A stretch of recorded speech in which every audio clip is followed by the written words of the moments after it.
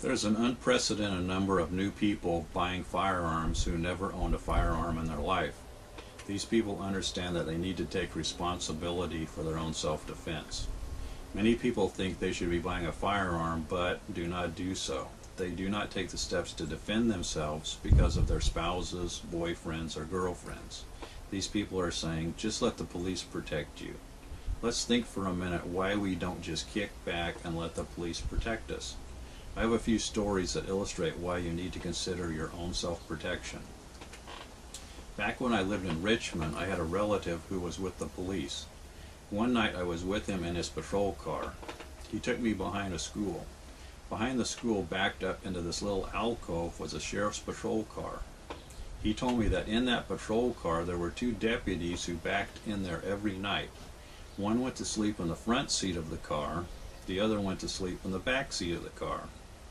He said that they did this every time they worked the night shift. You could always count on them being parked there. He said he supposed if they got a call, they would go to it. However, I wasn't sure by the way he talked if they got a call, if they would or they wouldn't. Another question is how fast would they get there? Also next door to me lived another Richmond police officer. He worked the evening shift. I noticed that every evening he left for a short time. Then his patrol car was backed in his driveway the rest of the evening. I asked my relative what was going on with that guy. I did not understand about his patrol car being parked in his driveway. My relative said that this guy went to roll call, checked in, and then went home. Once home, he backed his patrol car into the driveway and went to bed for the evening. Recently, there was another interesting story on the news in Washington State where I live. A husband and wife decided that they had to go out for the evening. They left their 16-year-old daughter at home. Shortly after they left, a crazy man came and started kicking in the front door of their home to get at their daughter. The daughter hysterically called 911 and pleaded for the sheriff deputies to come. The crazy man banged on the door and tried to kick it in for 15 minutes. Then he left. The sheriff's deputies never came out for this first occurrence. About 2 hours later, the crazy man came back and again repeatedly tried to kick in the front door unsuccessfully. The girl called 911 again and pleaded for them to come. The second time they never came. In fact, they never came out that entire night. A high-ranking sheriff's deputy said that the sheriff's office would investigate and see what happened. However, there was never any report of anything that came of this. I do not mean to say that all police officers are bad and perform as these officers did. However, these are not unusual occurrences. You may need them and they may not come to help you.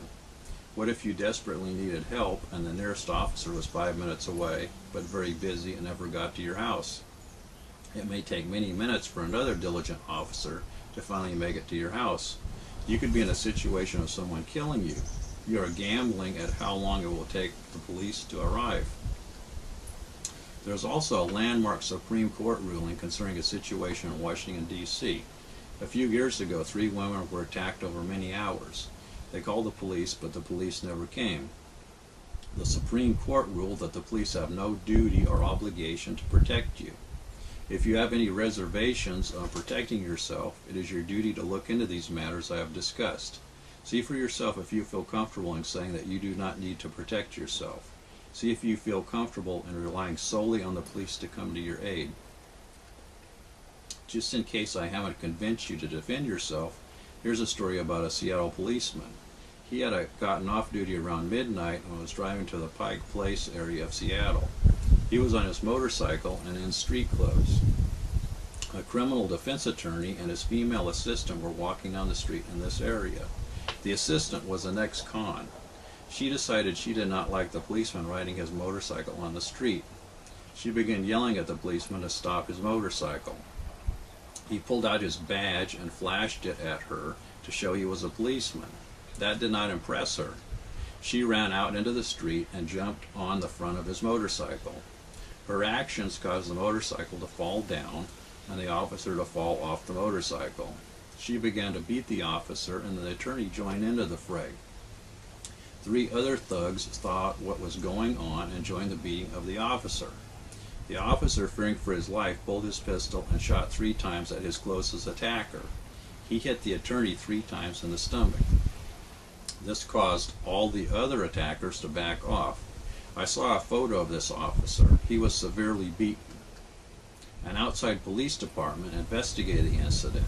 Although several witnesses verified the officer's account, no action was taken against the attackers.